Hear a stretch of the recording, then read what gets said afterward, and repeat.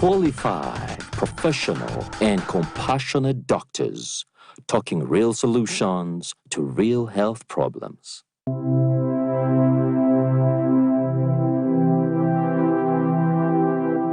Ladies and gentlemen, good evening.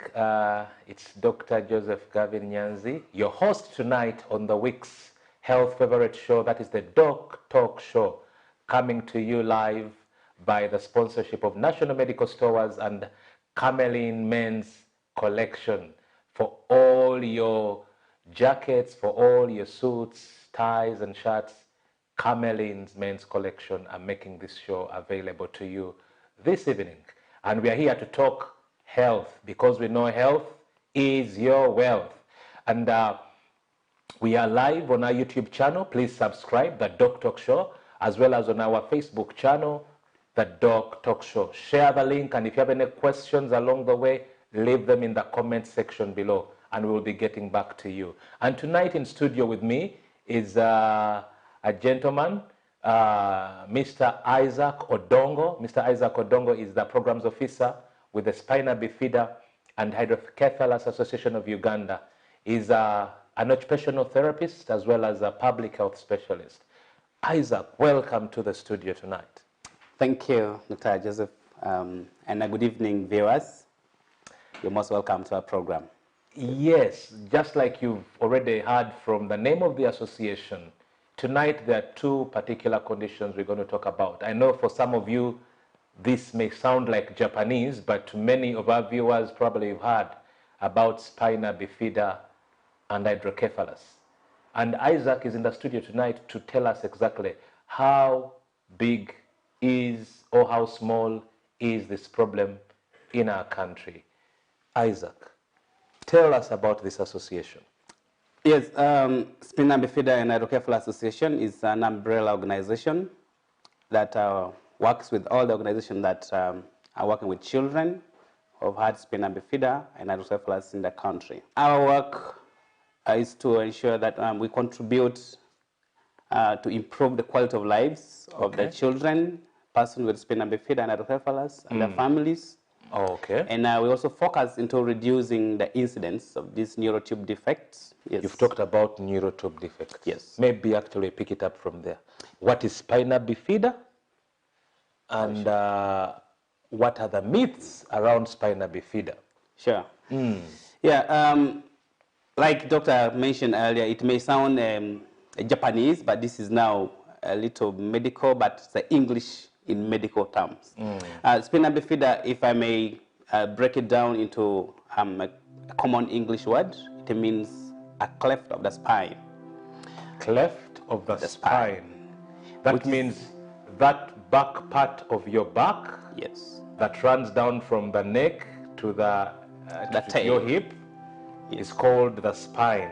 So Isaac is telling us if there is any gap, any opening in that spine or that column, that's what we call Spina Bifida. And this comes from childhood. Yes. Okay. Yeah, it's usually characterized by incomplete formation of a spinal cord and its meninges. So it may be a visible swelling on the back of a child, which is seen right from birth, but also depending on the form of the Spina Bifida. Okay. And if I'm to get a little down into the forms, there are commonly three forms of Spina Bifida that we know. One is a Spina Bifida occulta, which means it's hidden. It may not really be seen. The cleft of the spine is covered by some layer of skin. Okay. And the spinal cord and its meninges are not quite damaged. The second one is Spina Bifida meningocele. Meningocele, in this form, you'll see a visible swelling. Okay. At the back of the child, right at birth.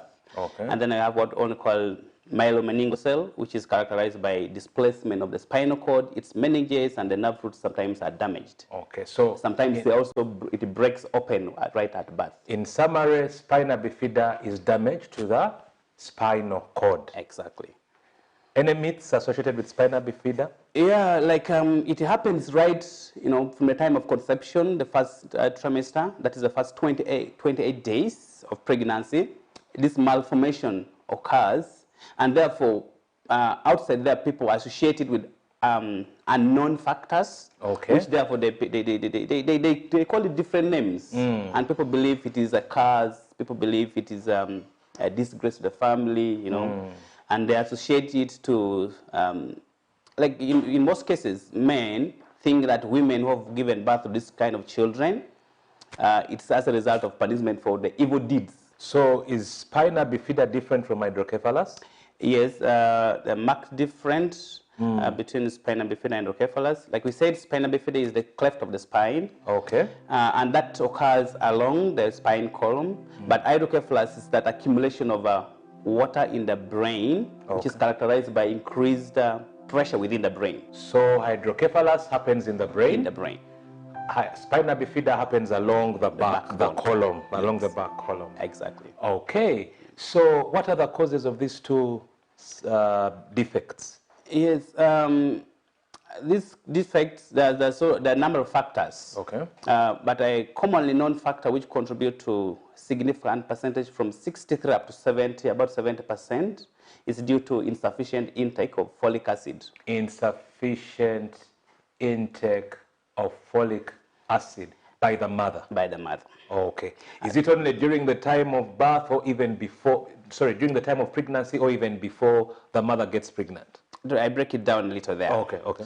When folic acid is in sufficient level in the bloodstream of the mother at the time of conception, the time of pregnancy, that's when this malformation is known to occur. Up to about 63 to 70%. Okay. But there are also other unknown factors, which could be environmental, nutritional factors, that when they combine, they contribute to this. Significantly in Spina Bifida. But when we proceed to hydrocephalus, like the sister conditions, that we cannot talk about Spina Bifida and leaving hydrocephalus out. Okay. Because Spina Bifida may lead to formation of hydrocephalus. Hydrocephalus has a number of factors. Yes. It can a child can be born with, which in medical terms they will say is a congenital hydrocephalus. The child is born with. Comes out of the mother's womb with it. So that's congenital. Yes. Okay. But commonly in least developed countries, like our countries, developing countries, we have seen twice the incidence among the children who are born normal having hydrocephalus, which we categorize them under acquired hydrocephalus or post-infectious hydrocephalus. So a child can get infection and then result into hydrocephalus. Exactly. Where there is accumulation of fluid in the brain. Exactly. Okay. Yes. And that is the most commonest form of hydrocephalus that we're seeing in Uganda, and the causes post-infectious. But also other incidences that can occur after birth. For example, brain injuries. Okay. That may result into bleeding of blood internally in the brain. And if this is not treated with most urgency, it can lead to formation of pus within the brain, and they're interfering with the flow and the absorption of this water within the brain. And so it continues accumulating and accumulating. Usually we see children with quite big heads for their age. Yes. Okay. So what are the effects of these conditions? There are a number of, usually, because once the brain development and formation has been compromised, we see the most significant effect that we see is now physical disability. Okay.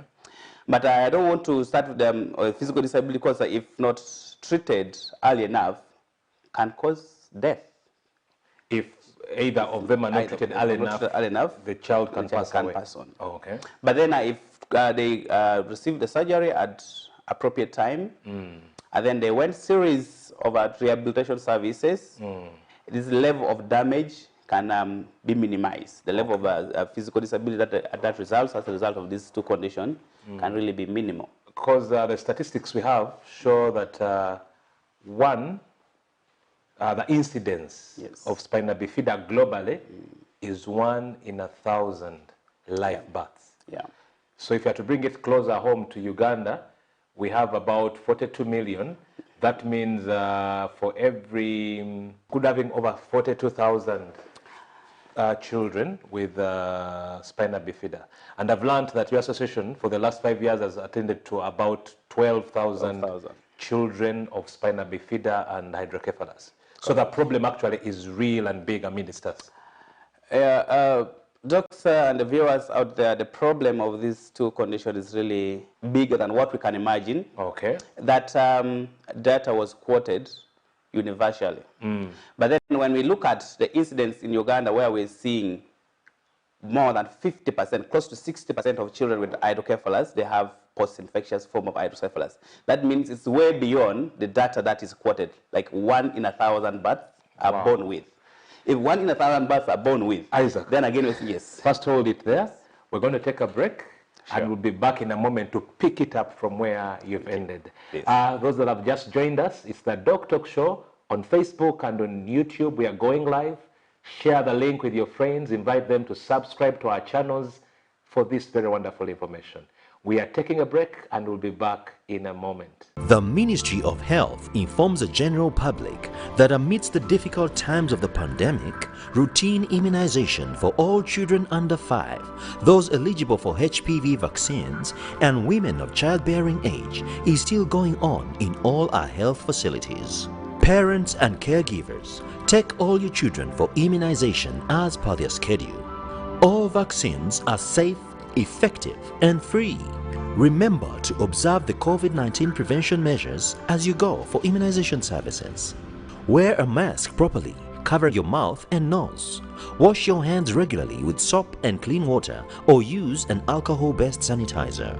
Maintain a physical distance of at least 2 meters from others and avoid crowds.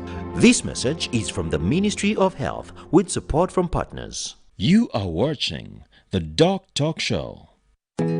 Grow together with one of Uganda's largest companies. Apply for MTN shares for as low as 100,000 Uganda shillings. And when you apply using MTN Mobile Money, you get 10 free extra shares for every 100 shares you apply for. Dial *165*65# or use the MyMTN app to apply now. The terms and conditions of the offer and other important information are set out in the prospectus. For assistance, visit any MTN service center or Stanbic Bank branch countrywide or a licensed broker.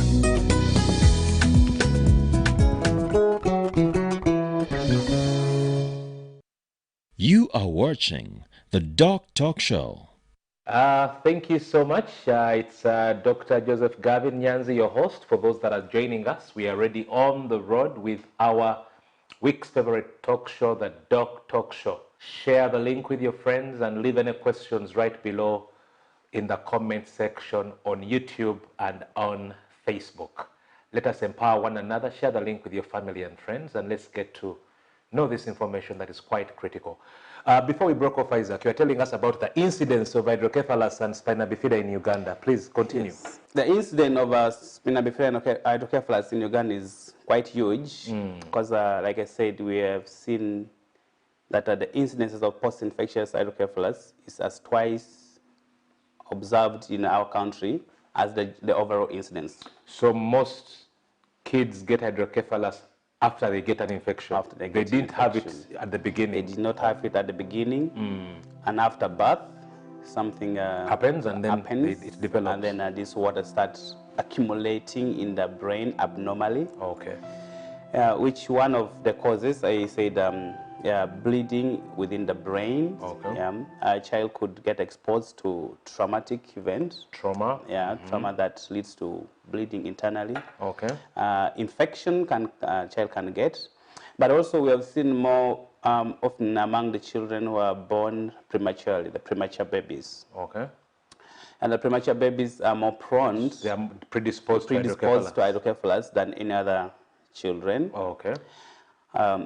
This is mostly observed in the areas where the incidences of other comorbidities are associated with.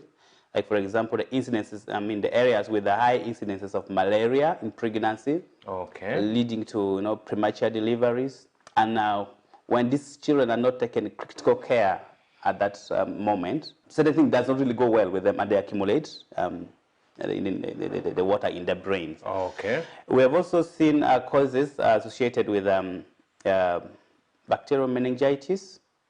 Infection of the brain. Yeah. Okay. Infection of the brain. Okay. If not detected and treated early enough with the right prescription, because the children will present with signs and symptoms that in most cases people think all the fevers are related to malaria.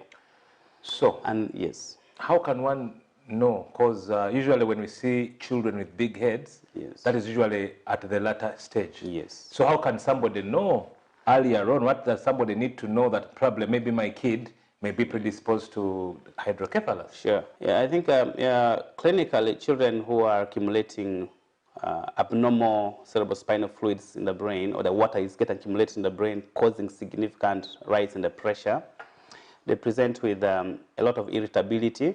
Okay. Quite irritable, and the nature of their crying is this sharp tone crying. Okay. The eyeball rolls down, and the black eye tends to be like looking downwardly. All which we the describe time, it as, all so the time, black like part sun of the setting, eye usually is facing down. facing down. Oh. And it's described as they present with a sun setting gaze. Okay. The eyes roll down.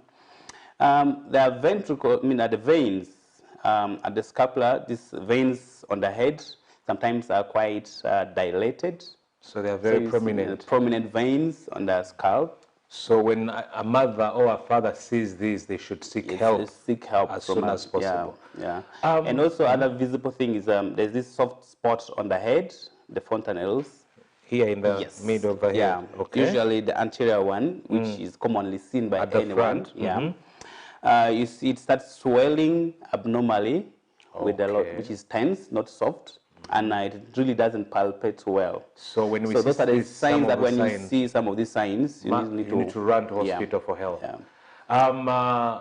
Myths about hydrocephalus Yeah, myths about and hydrocephalus practices and the that are practices. common in our communities. Wow. One, because just by the look, when the eye turned and rolled down, the black eyes rolled down, people see these children that they appear differently from other normal babies. And in most societies, they are referred to as, ghosts. People think they're ghosts. They're not really live babies. Okay. People think these children are not normal. They think they are not human beings. Okay. And the most annoying part is that our practice is the community practice that outside there. It's really uncalled for.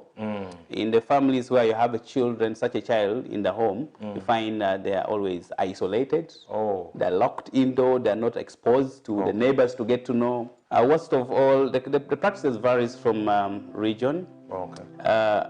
Commonly in the central here, what I've learned is that they're locked indoor. They're locked indoor. And even when they're sick, they're not taken to the hospital. Okay. Elsewhere, these children, they're drowned in water. Oh. The common practice in northern Uganda, these children are drowned in water. And they believe, it was by coincidence that the child got drowned in water when it's intentional. Oh. Even when they die, they don't deserve the peace, the death they deserve. They're buried either elsewhere, not in the common burial ground. Ooh. Usually at the bank of the river, elsewhere in the swamp.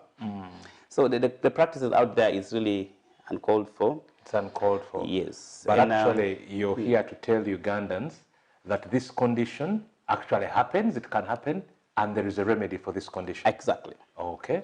Wow. Like you've quoted before that SHAO has seen in the year of practice, SHAO began its operation as organization in 2015. SHAO? By SHAO? It's SHAO. It's Spina Bifida and Hydrocephalus Association So of the Uganda. association you work with has?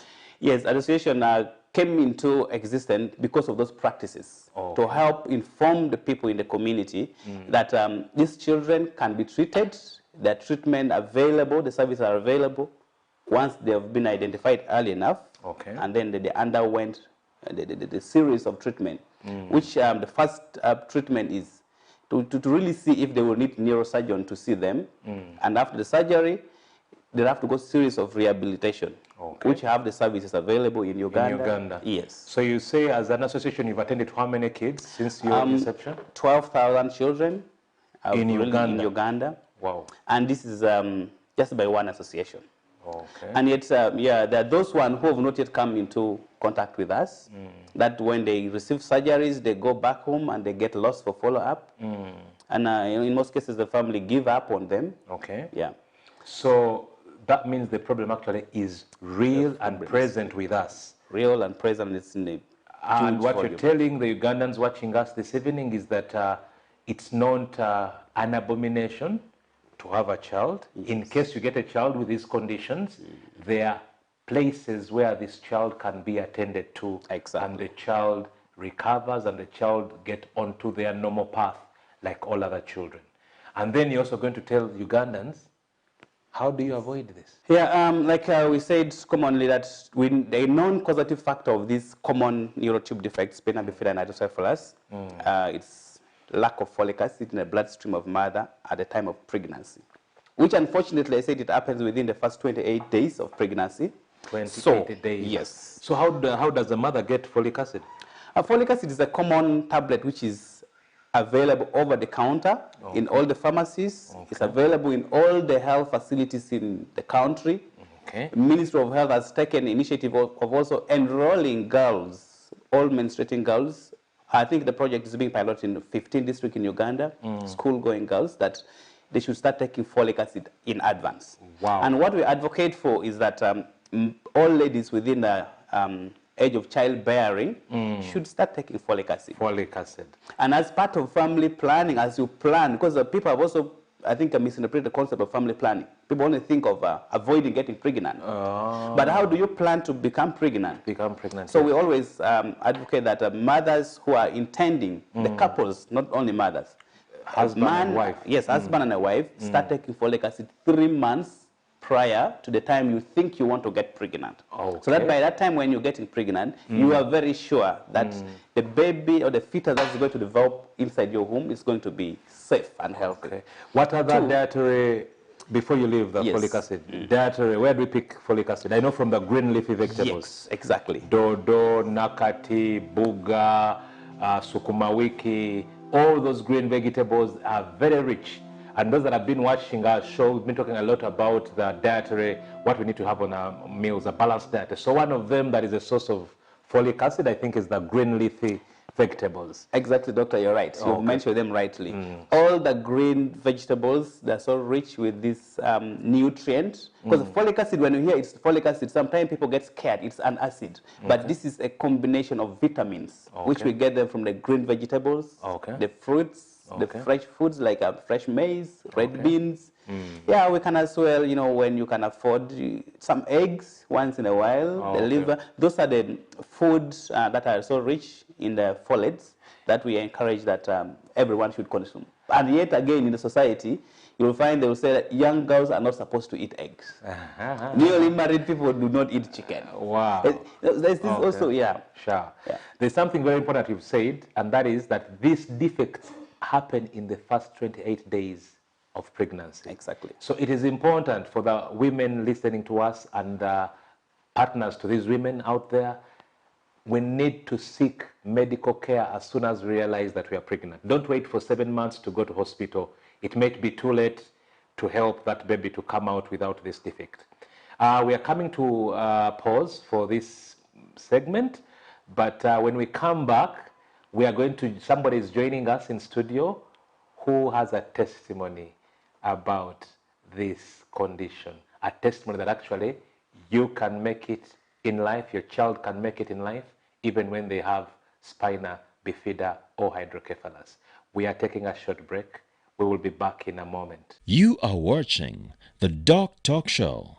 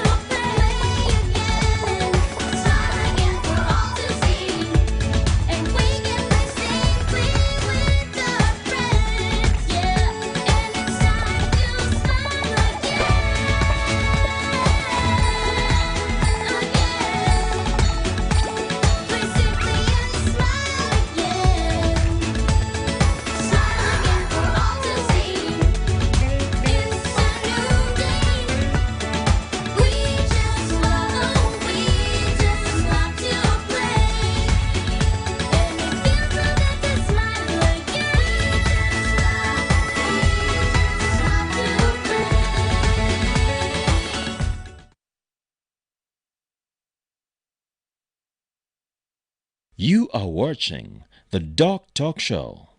Thank you so much for keeping it here with us this evening with your family and friends. Continue to share our link on Facebook and YouTube, the Doctalk Show, and please subscribe to our channels. Special thanks to the National Medical Stores that are making this show very come to you, as well as Camelin Men's Collection that are making this show possible.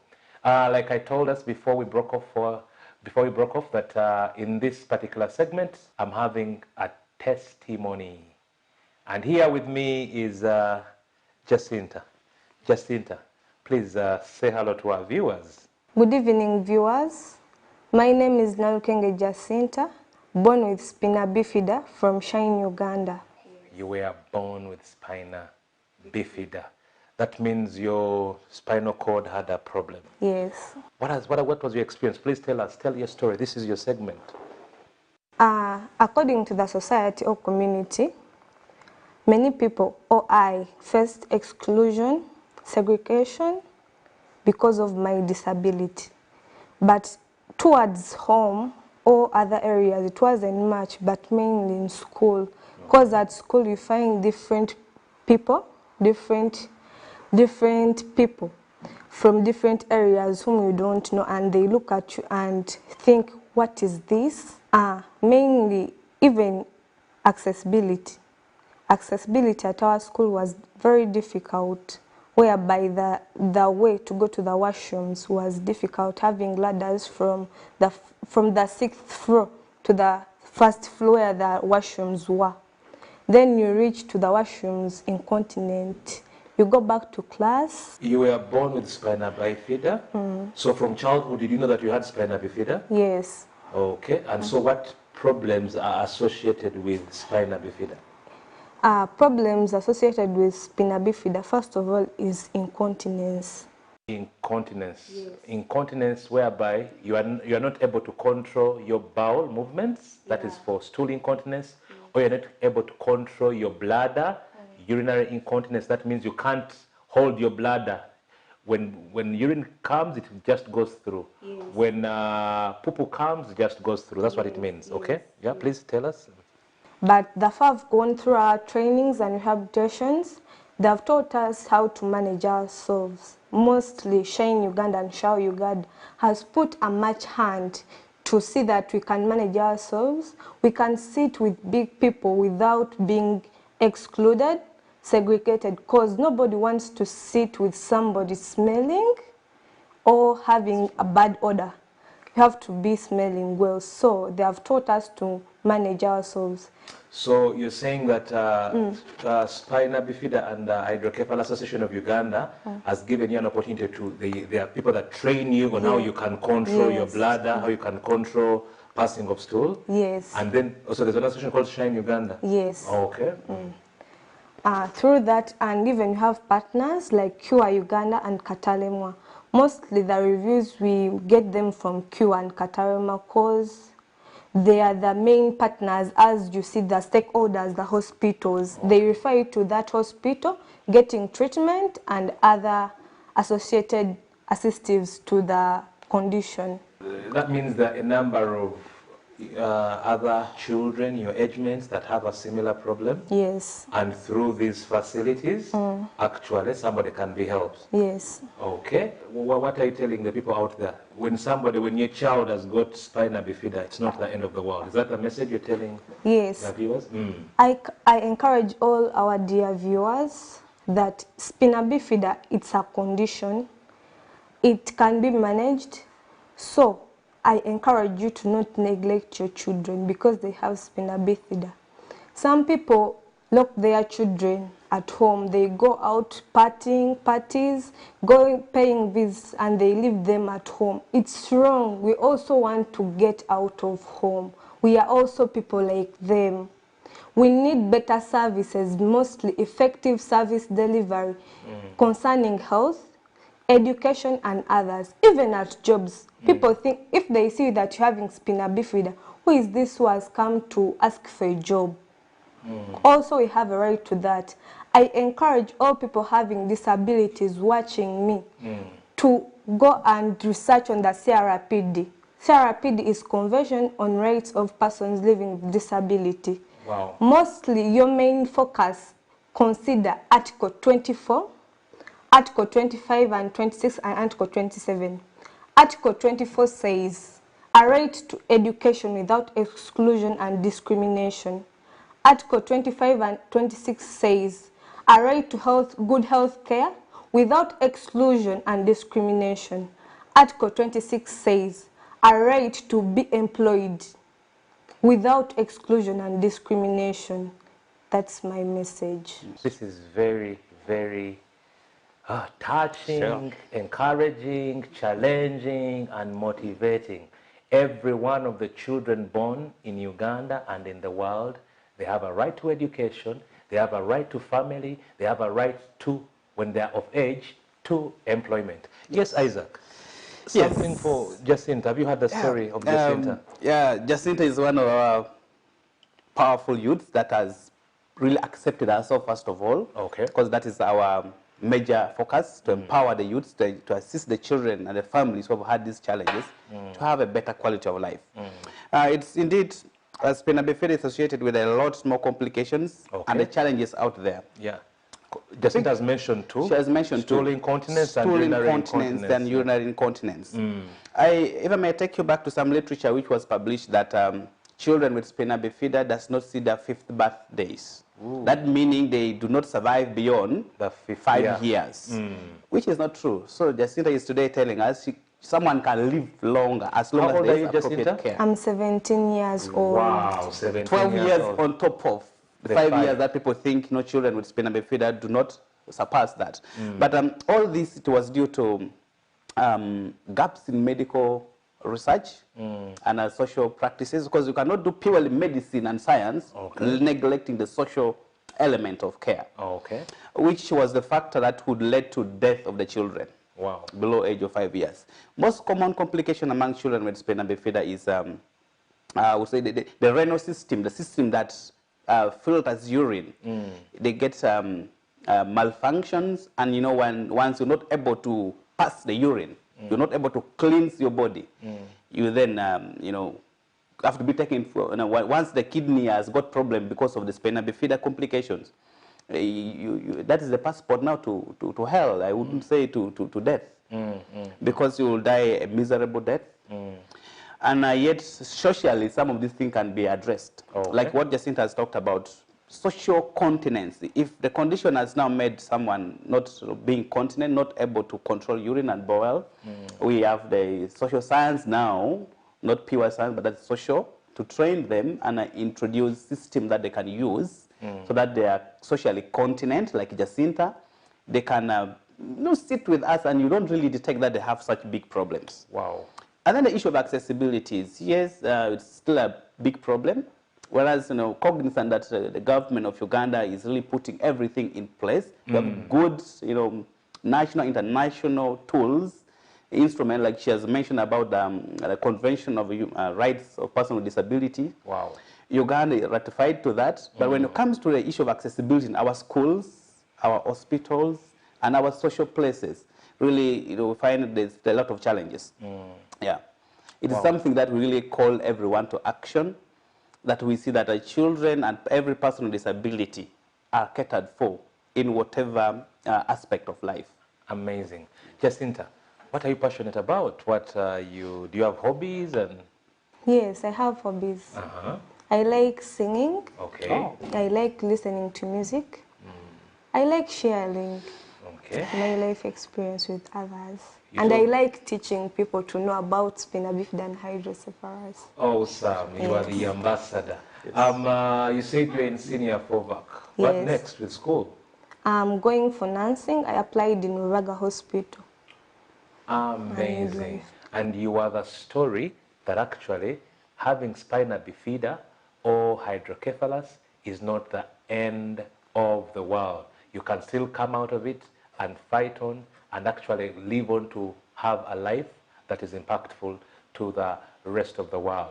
That is Jacinta's testimony, and she's saying there are many other young people that have been helped through the Spina Bifida and Hydrocephalus Association of Uganda, through SHINE, and there are many others. So to the parents, to the mothers, to the fathers, to the aunties and the uncles out there, if we have children in our community that have these problems, let's not call them all sorts of the names. Let's seek medical help. There are places to give these children a right to life. We are going to take a short break and we'll be back for our last segment. Continue to share the link, the Doctalk Show on Facebook and YouTube.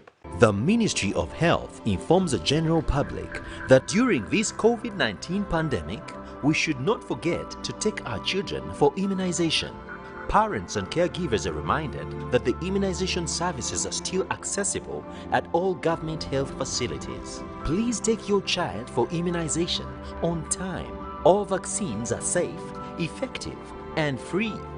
Remember to observe the COVID-19 prevention measures as you go for immunization services.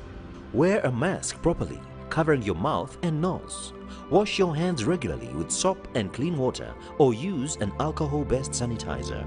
Maintain a physical distance of at least 2 meters from others and avoid crowds. This message is from the Ministry of Health with support from partners. You are watching the Doctalk Show. Good morning, Mr. Murisa. My name is Dr. Buramu, the District Veterinary Officer here. Good to meet you. Doctor, we are facing a big challenge of foot and mouth disease here. Don't worry. I have an important message for you today.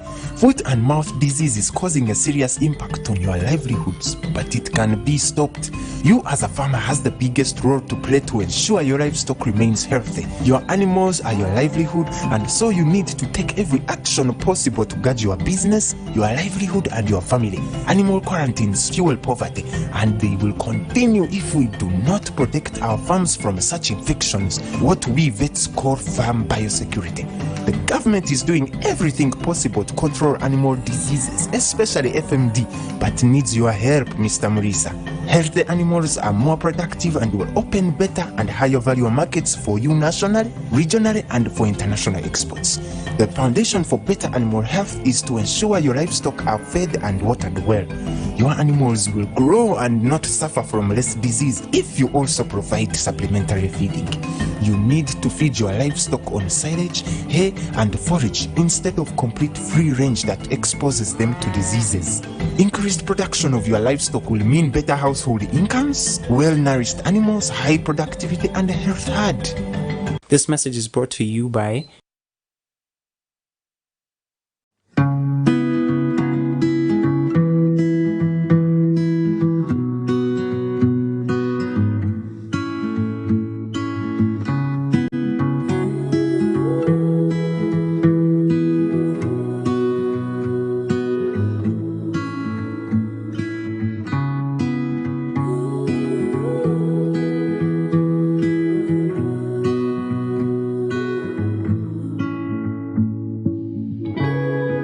vaccinated today so we can get closer to the normal way of life. Echa COVID-19 chija kugwa.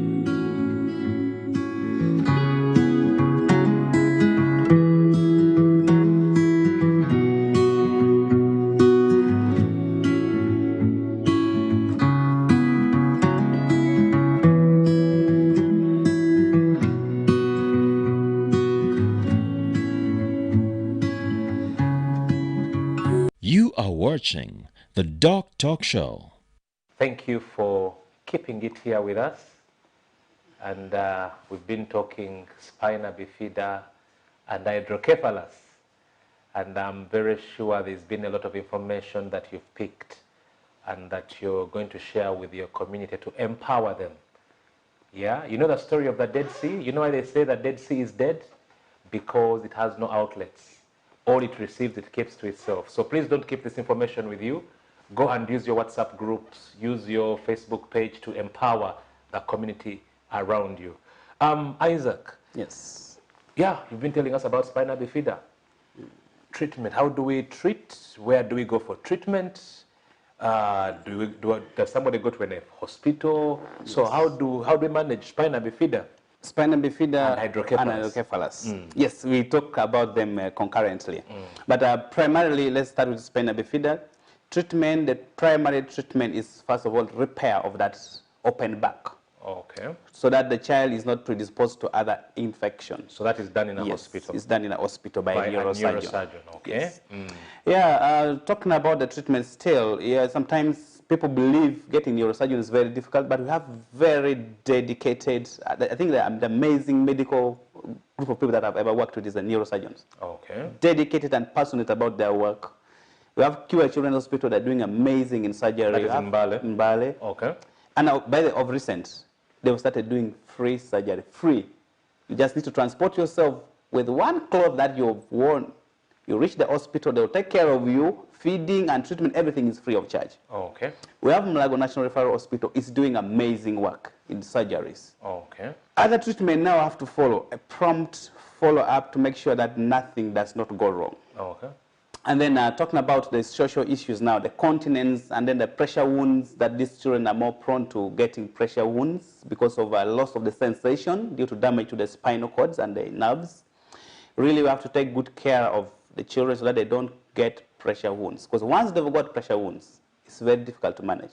Because they don't feel, and therefore it's our responsibility as the caregivers to ensure that the environment where they are, the footwears and the clothes they're wearing does not expose them to catching or getting pressure wounds. Maybe something to add on for our viewers is that because we are having a problem with the spinal cord is the body of nerves. Nerves are they are responsible for feeling of pain, for feeling of sensation. Yes. So because there is a problem, that's where we have the somebody with a problem will lose sensation, the bladder and the bladder for urine and the rectum for stool, they are also controlled by nerves. So once those nerves have been affected, that's why somebody loses that control.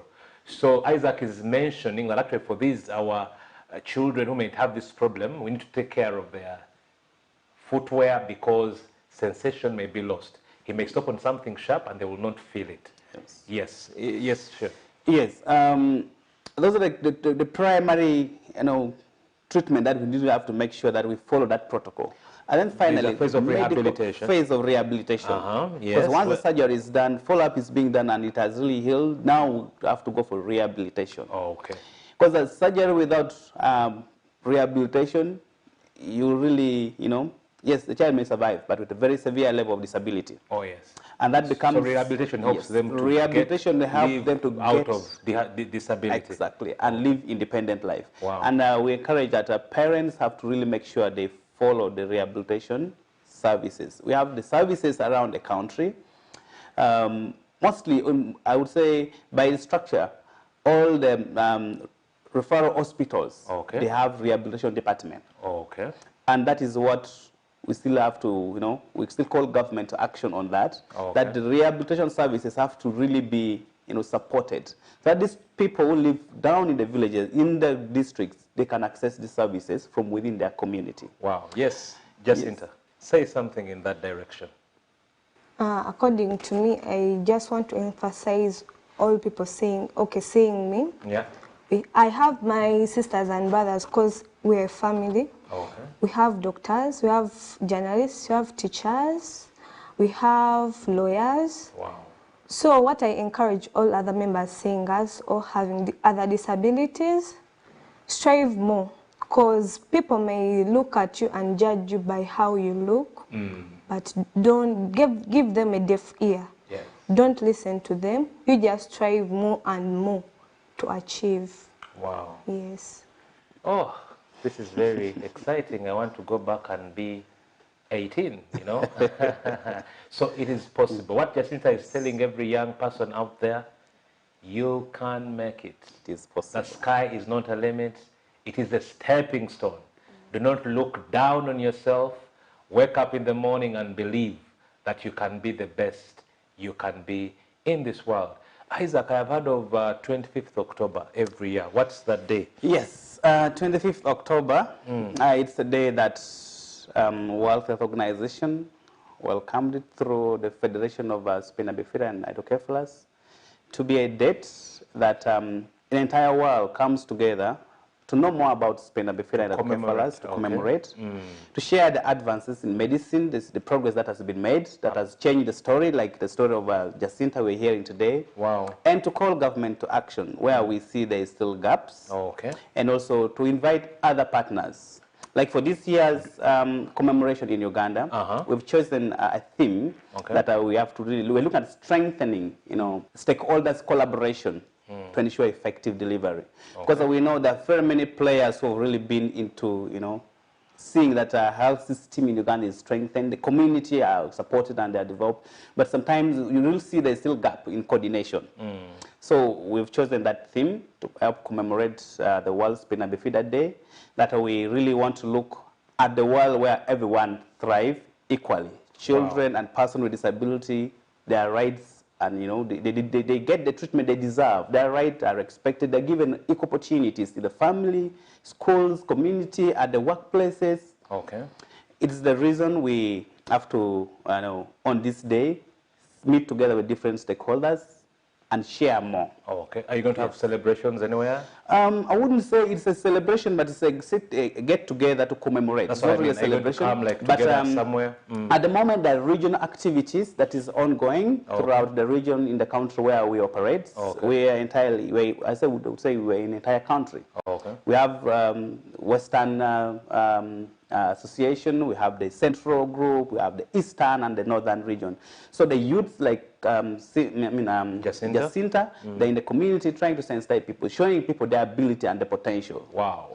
And on the national event, the 25th October, we are going to converge at the Hotel Africana with the stakeholders, the ministries, and regional representatives, the hospital directors, and we have to share more, especially particularly the rehabilitation and the follow-up of persons with Spina Bifida and Hydrocephalus in the different regions. Because beyond the surgery, the real magic is in rehabilitation. Real magic is rehabilitation. Wow. And that we are terming it as multidisciplinary care, where the focus is on the child and the family, and we have the intermediate people, the civil society organizations, and the government entity, the treatment and the hospital sectors. One more last call of action. What, in a minute, what I look in that camera and speak to whoever you want to speak, Isaac. What do you want them to know in just a minute? In just a minute, I would like to first of all start by appreciating the initiative by the government of Uganda in ensuring that education is inclusive. And therefore, I would call to action the Ministry of Education and Sports to ensure that children with disability are given equal opportunities, not just in policy, but in the implementation of education system. Two, Minister of Health should really take it up further beyond where we have reached to ensure that the already, well enriched, health policies are put into implementation, such that the rehabilitation centers in the different regional referral hospitals are fully equipped and functional. Wow.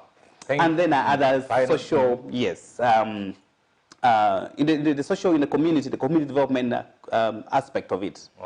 Ministry of Gender and Labor really have to play a key role to ensure that these children are socially accepted in the community and they are employed and are living a fruitful and productive life. Thank you, Isaac. Jacinta, in a minute, tell your viewers, what is your last words tonight? Oh, my dear viewers, mainly the persons having disabilities, they are watching me. I encourage you to focus on what you have to do. Believe in the Almighty because He is all. Because for me, I have a motto. If others can, with God I will. And I'm very happy for that motto. A lot of information, a lot of challenges, a lot of eye-opening has been done this evening. Thank you so much for keeping it with us. And to the people out there, especially our leaders, just like Isaac has told us, let's make sure that actually we make our places, the social places, schools, places of worship, commuter taxis, all places that should be accessed by any Ugandan, they should be friendly to our sisters and brothers that may have one form of disability. Thank you for joining us this evening. I hope you've gotten to know more information about Spina Bifida and Hydrocephalus, kindly leave your questions in the comment section. I know one of these days, if you really want us to get Jacinta back and get Isaac back, we'll be able to get them back to the studio. Special thanks to our sponsors, National Medical Stores and Camel in Men's Collection. Thank you for making this show a possibility. And special thanks to the camera crew, Julie and Robert, for the wonderful work you do. That is it for this evening. God bless you. See you next time. The Doctalk Show. Ha! Bueno, yaba no mojo, yaba no wishi. I don't know. If it is a boy, I'm going to be calling Hakatabas. The garo ret nyanaza kumani mig. Otio? Ha! Can't any kinkreb.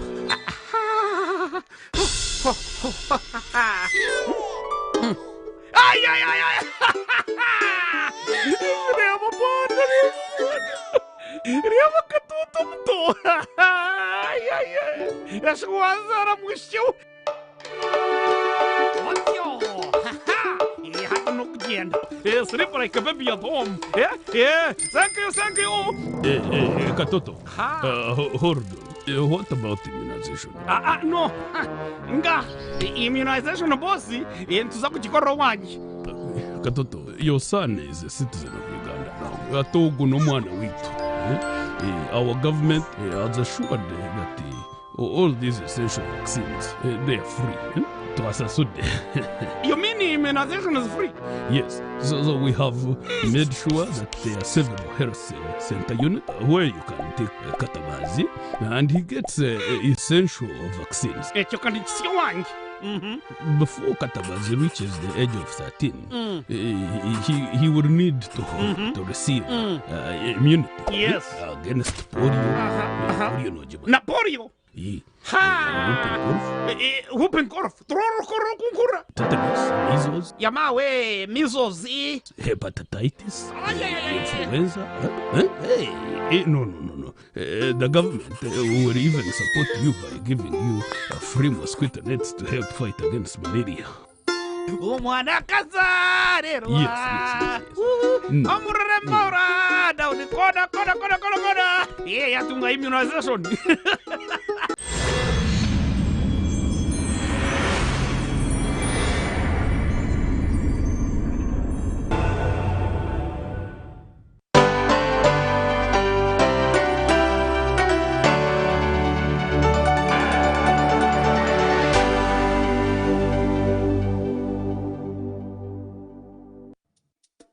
Ministry of Education and Sports, with support from UNICEF, will launch a nutrition comic book and teacher's guide for primary school children, an innovative and simplified way for learners, parents and teachers to learn about good health and nutrition practices on Friday the 22nd of October 2021 from 2 p.m. to 5 p.m. at the Office of the President's Auditorium. The launch will be presided over by Honorable Janet Kataha Museveni, First Lady and Minister for Education and Sports. The partners include Ministry of Education and Sports and Office of the Prime Minister.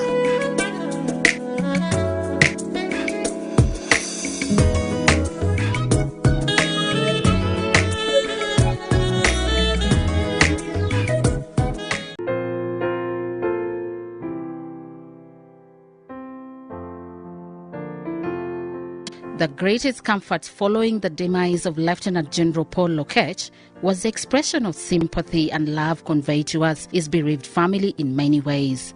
We deeply appreciate your thoughtfulness and thank you most sincerely. Greatest thanks to the Church of Uganda, His Excellency the President of the Republic of Uganda, dignitaries from the republics of Somalia and South Sudan, the parliaments of Uganda, the judiciary of Uganda, the Acholi Parliamentary Caucus, all ministries and government departments, the Uganda People's Defense Forces, the Uganda Police, religious and cultural leaders, the international community and Ugandans in the diaspora, the people of Acholi and Uganda, friends and family. May his soul rest in peace.